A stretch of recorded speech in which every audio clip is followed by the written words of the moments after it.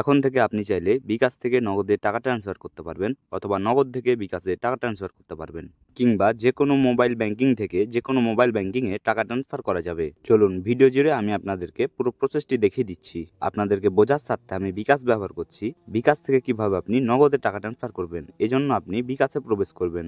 প্রবেশ করার পর আরও দেখুন এই অপশানে ক্লিক করবেন। তারপর ট্রান্সফার মানি এই অপশানে ক্লিক করবেন। ট্রান্সফার মানিতে গিয়ে আপনার কার্ডে আপনি টাকাটি ট্রান্সফার করে নেবেন এবং ইনস্ট্যান্ট আপনার বিকাশ থেকে টাকাটি আপনার কার্ডে চলে যাবে। এরপর বিকাশ থেকে বের হয়ে আপনারা নগদে প্রবেশ করবেন। যেহেতু আমি বিকাশ থেকে নগদ দেখাচ্ছি সেজন্য আমি নগদে প্রবেশ করলাম। আপনারা যেটা করতে চান সেটাই আপনারা প্রবেশ করবেন। নগদে প্রবেশ করার পর অ্যাড মানি এই অপশানে ক্লিক করতে হবে। ক্লিক করার পর আপনার কার্ড থেকে টাকাটি নগদে নিয়ে নিতে হবে।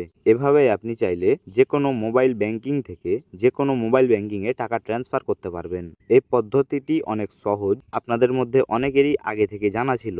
এই সেবাটি সম্পর্কে যারা জানতো না তাদের জন্য এই ভিডিও। আশা করি ভিডিওটি দেখে আপনারা উপকৃত হয়েছেন এবং শেষ পর্যন্ত ভিডিওটি দেখার জন্য আপনাকে অসংখ্য ধন্যবাদ। দয়া করে চ্যানেলটি সাবস্ক্রাইব, ভিডিওতে লাইক, কমেন্ট, শেয়ার করে পাশেই থাকবেন।